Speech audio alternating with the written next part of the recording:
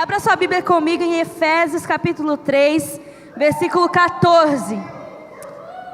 Diz assim: por essa razão ajoelho-me diante do Pai, do qual recebe o nome toda a família nos céus e na terra.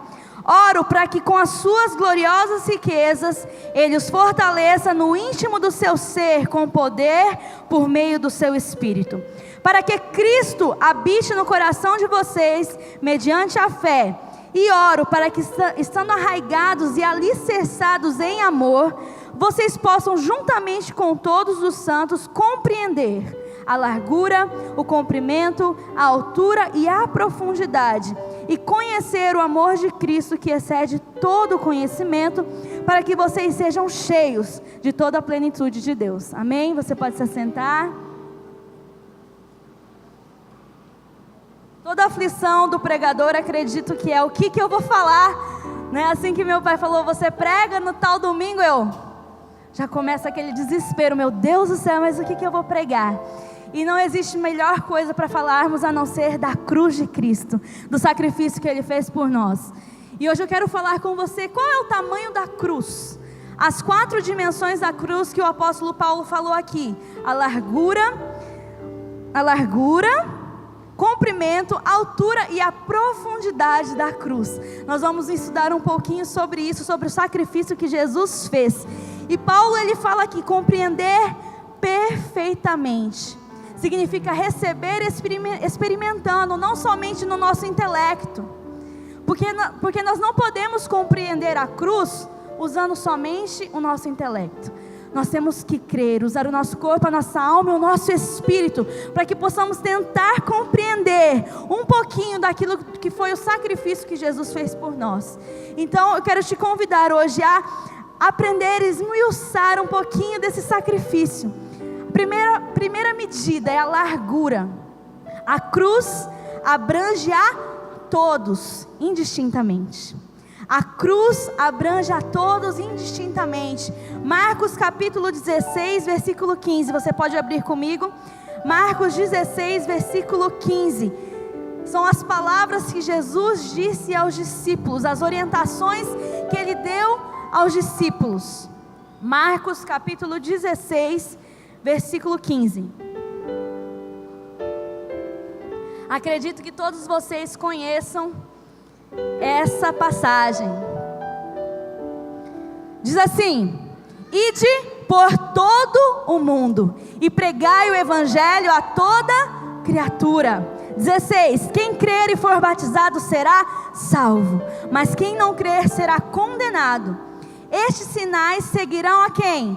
Aos que crerem. Em meu nome expulsarão os demônios, falarão novas línguas, pegarão nas serpentes, e se beberem alguma coisa mortífera, não lhes fará dano algum. Porão as mãos sobre os enfermos e os curarão. Versículo 15: ide por todo o mundo e pregai o evangelho a toda criatura. O amor de Deus é para todos. O amor de Deus está disponível para todos. E não somente este amor, porque nós, quando falamos de cruz, remetemos à salvação, mas temos que entender também o poder da cruz. Muitas vezes achamos que somente os pastores, os líderes, têm autoridade para expulsar demônios, têm autoridade para declarar a cura, para orar e as pessoas serem curadas. Mas a verdade é que o poder da cruz está disponível a todos. A todos os que crerem. Se nós temos fé, se nós acreditamos, o poder da cruz vai ser emanado através da nossa vida. Você vai orar pelo seu colega de trabalho e aquela dor de cabeça dele vai desaparecer. Não porque você tem poder, porque você tem autoridade, mas porque o sangue de Jesus te dá essa autoridade. A cruz abrange a todos indistintamente. E com isso também, com todo o poder, vem a responsabilidade. Nós não podemos delegar a responsabilidade de pregar o evangelho, de anunciar as boas novas somente aos pastores e aos líderes. Eu tenho que entender que eu sou responsável por todas as pessoas que estão perto de mim. Pode ser que nenhum pastor um dia vai conseguir chegar na casa dos seus pais e pregar sobre Jesus, mas quantas vezes você está lá? E você precisa levar este amor. E nós temos certeza, nós sabemos que pregar sobre Jesus, falar sobre Ele, não é simplesmente você chegar e abrir a Bíblia e falar: arrependei-vos, aceite a Jesus. Mas é através das suas atitudes, através do seu comportamento diante dos seus familiares, através do seu comportamento no seu trabalho, na faculdade, onde quer que você estiver. Você precisa pregar a cruz de Cristo através das suas atitudes.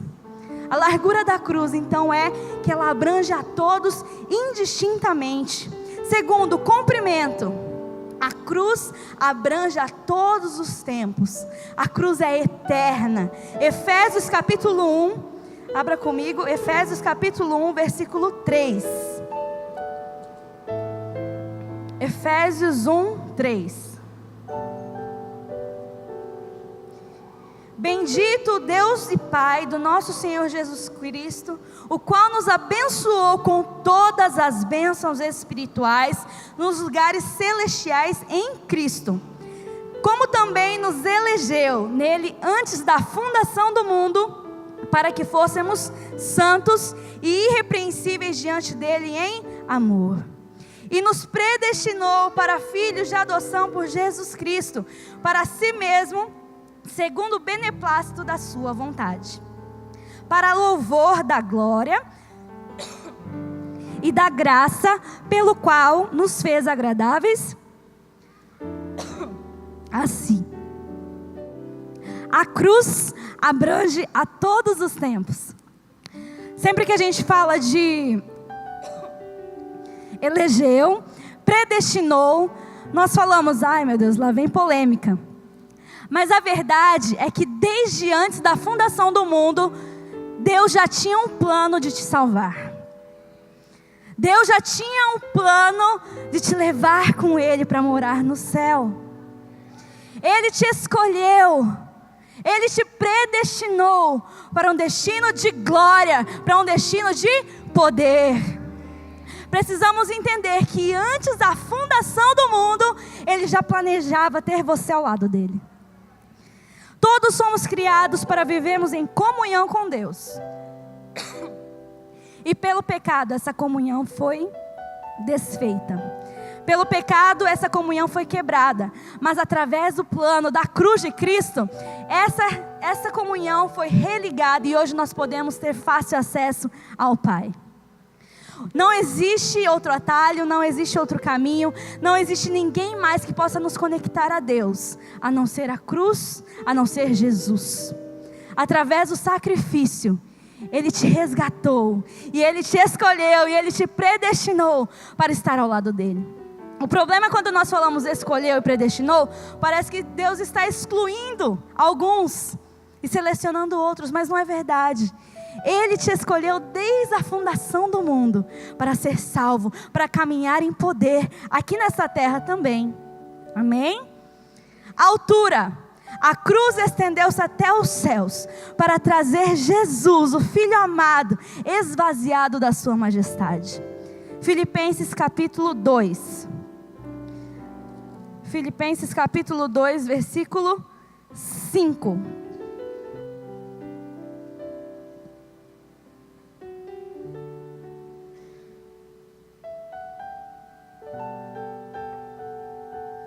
Filipenses 2, versículo 5 diz assim: de sorte que haja em vós o mesmo sentimento que houve também em Cristo Jesus, que sendo em forma de Deus, não teve por usurpação ser igual a Deus, mas esvaziou-se a si mesmo, tomando a forma de servo, fazendo-se semelhante aos homens, e achado na forma de homem, humilhou-se a si mesmo, sendo obediente até a morte, e morte de cruz. Por isso também Deus o exaltou soberanamente, e lhe deu um nome que é sobre todo nome, para que ao nome de Jesus se dobre todo o joelho dos que estão nos céus, na terra e debaixo da terra, e toda língua confesse que Jesus Cristo é o Senhor, para a glória de Deus Pai. No versículo 7 diz: mas esvaziou-se de si mesmo, tomando a forma de servo e fazendo-se semelhante aos homens. Jesus, ele desceu do céu E tendo a forma de Deus, ele decidiu ser 100% homem, 100% Deus também. Mas ele passou por todas as aflições que nós passamos nessa terra e ele venceu. Ele se esvaziou, ele se humilhou com 2 propósitos. O primeiro propósito, para nos resgatar. Nós estávamos perdidos no pecado, nosso destino era a morte, e ele veio nos resgatar. Ele buscou nos resgatar, ele buscou a nossa alma que estava no inferno e nos resgatou. O segundo propósito pelo qual Jesus veio à terra e se humilhou foi para ser o nosso exemplo. O nosso exemplo de obediência. Aqui a palavra fala que nós devemos imitar a Cristo.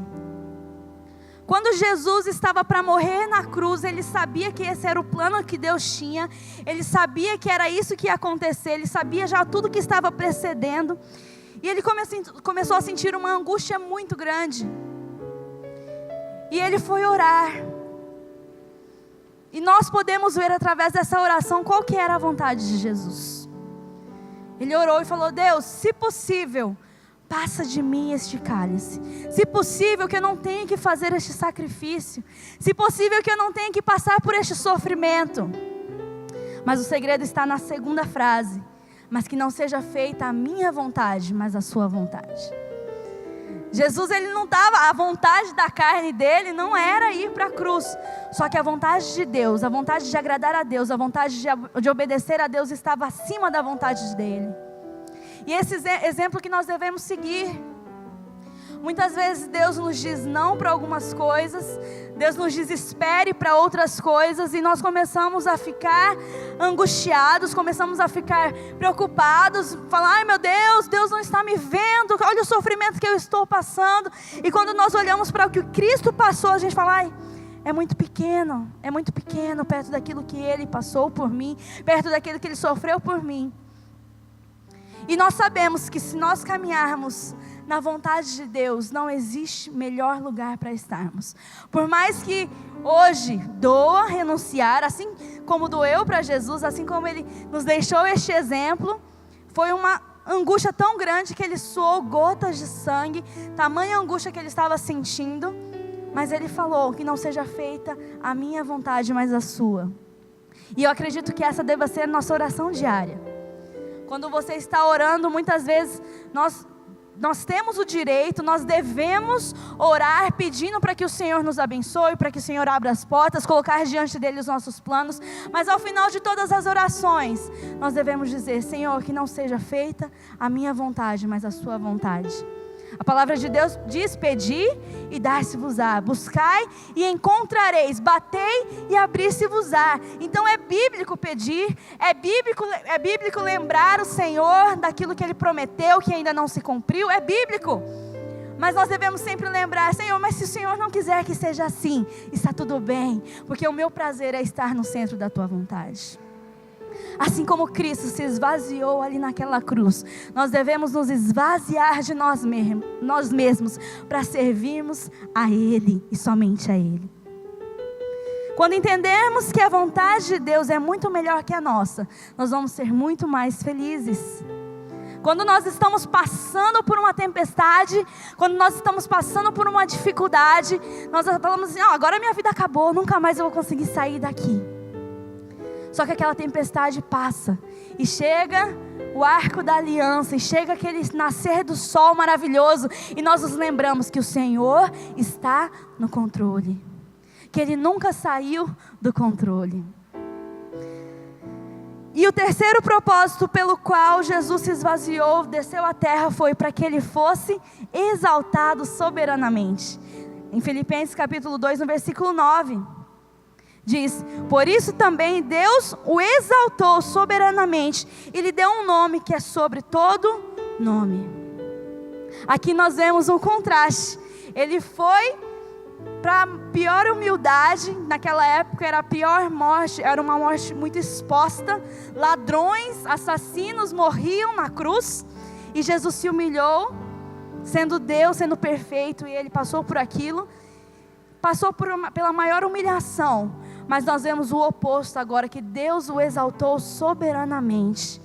e lhe deu um nome que está sobre todo nome, e hoje nós estamos aqui reunidos por causa do nome de Jesus. Você pode dar um aplauso a Ele? Só Ele é exaltado, glorificado em toda a terra. Aleluia. Um exemplo que Jesus nos deixou, João capítulo 12, versículo 25. João 12, versículo 25.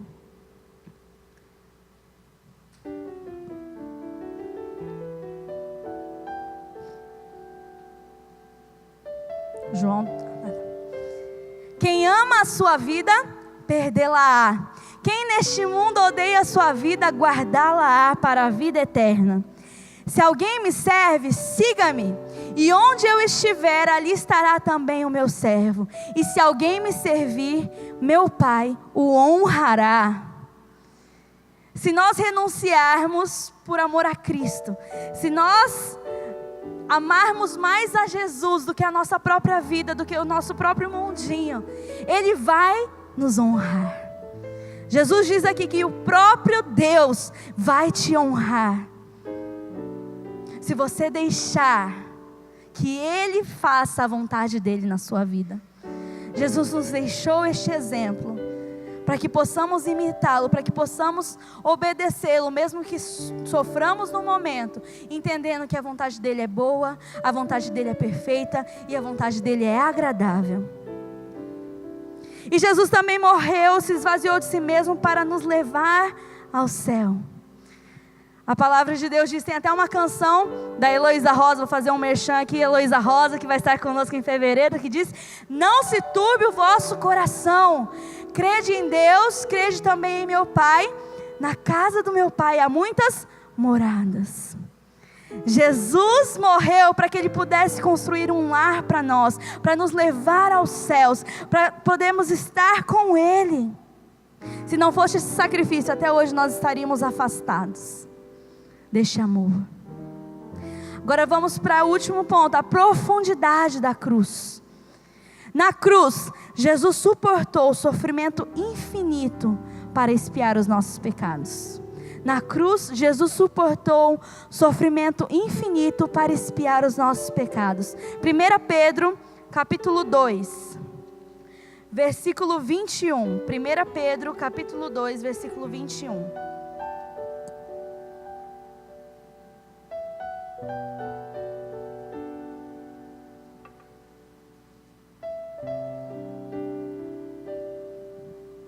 Diz assim: porque para isso sois chamados, pois também Cristo padeceu por nós, deixando-nos o exemplo para que sigais as suas pisadas. O qual não cometeu pecado, nem na sua boca se achou engano. O qual, quando injuriavam, não injuriava, e quando padecia, não ameaçava, mas entregava-se àqueles que julga justamente. 24.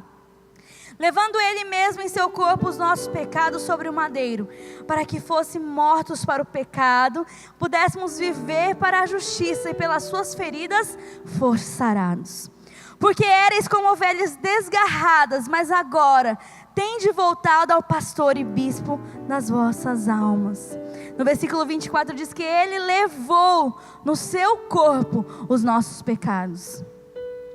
Quando eu fui ao cinema assistir Paixão de Cristo, quem já assistiu esse filme, A Paixão de Cristo? Hoje eu fui olhar, é de 2004, 14 anos já que esse filme passou, eu tinha 14 anos. Gente, pois é, o tempo passa.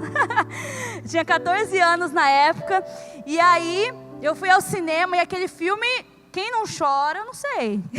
Todo mundo do cinema inteiro estava chorando. Até acho que nem quem não acredita que Jesus existe chora, porque é muito forte realmente. E eu lembro de uma cena, acabando o filme, todo mundo assim, extasiado de tanto chorar. Tinha um casal na nossa frente e a mulher falou assim: mas ele sofreu demais, ele sentiu muita dor. Ai, eu não gostei, não sei o que. Aí o rapaz falou assim: não, amor, fica tranquila. Ele era Deus, ele não sentiu dor nenhuma. Eu fiquei assim, deu vontade, para que tá tudo errado. E eu não sei se existem pessoas que pensam assim realmente, mas a palavra de Deus diz que ele tinha a forma de homem. Ele sentiu cada dor, ele sentiu cada sacrifício, e eu acredito também que a dor na alma dele também tenha sido terrível, porque ele viu pessoas que andavam com ele, que ele tinha cuidado, que ele tinha curado, que ele tinha sarado, o negando, cuspindo na cara dele. Então ele sentiu a dor no corpo, a dor física e a dor na alma, para que você pudesse ser perdoado dos seus pecados, para que os nossos pecados pudessem ser eliminados, lançados no mar do esquecimento. Quando Jesus morreu na cruz, nós morremos para o pecado. É necessário haver arrependimento e termos frutos de arrependimento. A palavra de Deus diz que quem confessa Jesus e quem crer e for batizado será salvo. Quem crer e for batizado será salvo. Somente isso. Só que crer está atrelado a termos atitudes, termos atos de quem crê. Porque não adianta falar assim, eu acredito em Jesus, e não viver a palavra dele, não viver os princípios que ele deixou. Acreditar não é simplesmente declarar, falar, eu acredito, mas é fazer conforme os mandamentos dele. A palavra de Deus diz que a fé sem obras é morta. A fé sem obras, ela não existe. Se nós cremos que Jesus veio à terra, morreu, ressuscitou, está sentado com o Pai, nós precisamos ter atitudes que demonstrem esta crença. Nós precisamos caminhar como cristãos. E caminhar como cristãos não é vestir uma camiseta, eu sou de Jesus. Não, você nunca vai usar, né, amor? Valdo, graças a Deus não é isso. Mas é através da sua atitude, através do seu posicionamento na sociedade, demonstrar que eu vivo em arrependimento pelos meus pecados, eu vivo de maneira que eu acredito que a palavra de Deus é a verdade e os meus princípios não serão mudados. Foi para isso que Jesus morreu, para que pudéssemos entender que o pecado não pode ser habitado, o pecado não pode ser a nossa prática. Precisamos não somente confessar os nossos pecados, mas termos frutos de arrependimento. Olha essa frase: obras dignas de arrependimento indicam que um verdadeiro relacionamento com Deus resulta num estilo de vida divino. Não somos salvos por nossas próprias obras, mas a salvação pela graça certamente nos modifica. Nós não somos salvos pelas obras que fazemos. Mas quando nós somos salvos, quando entendemos a salvação, certamente não caminharemos de maneira errada, de maneira torta. Porque entendemos aquele preço que Jesus pagou, que foi tão alto. E com um presente tão grande que é a graça, eu não posso ignorar, virar a minha cara e viver como bem entender. Mas eu preciso viver com um propósito de agradar a Deus em tudo que eu fizer. Nós precisamos viver para Deus, andar na justiça segundo a sua palavra. Nossa resposta a Jesus, nosso Salvador, deve ser de voltar para Ele, a fim de morrermos para o pecado e vivemos para a justiça. O meu convite para você nessa noite é deixar Jesus ser o seu pastor. Deixar Jesus determinar o seu caminho. Determinar 2018, 2019, 2020 e todos os próximos anos que vierem. Ele precisa ser a sua prioridade, né? Início de ano, geralmente, nós fazemos uma lista de resoluções, uma lista daquilo que nós desejamos para o ano seguinte. Espero que nessa sua lista não tenha somente aquisições materiais, mas também conquistas espirituais, conquistas ministeriais, porque isso demonstra onde está o nosso coração. Claramente Deus quer que nós vivamos uma vida de prosperidade e de conquistas materiais. Esse é o desejo do nosso Deus. Mas a nossa prioridade deve ser o Senhor, deve ser caminhar nos seus caminhos. Deixe Jesus te guiar, deixe Jesus ser o seu pastor. Recapitulando então, a largura da cruz abrange a todos indistintamente. O comprimento, a cruz abrange a todos os tempos, é eterna. A altura, a cruz estendeu-se aos céus para trazer o seu Filho amado, esvaziado de sua majestade. E a profundidade, na cruz, Jesus suportou o sofrimento infinito para expiar os nossos pecados. Para a gente encerrar, Romanos capítulo 8, versículo 38. Romanos capítulo 8, versículo 38.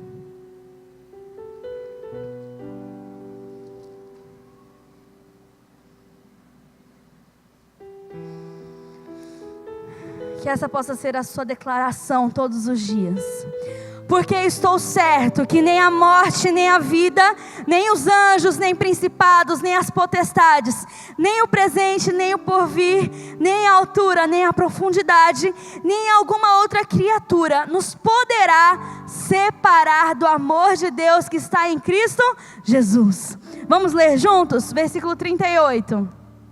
Porque estou certo de que nem a morte, nem a vida, nem os anjos, nem os principados, nem as potestades, nem o presente, nem o porvir, nem a altura, nem a profundidade, nem alguma outra criatura nos poderá separar do amor de Deus que está em Cristo Jesus, o nosso Senhor. Aleluia! Nada poderá nos separar deste amor. Glória a Deus! O sacrifício que Jesus pagou por você é para que você caminhe no poder da cruz.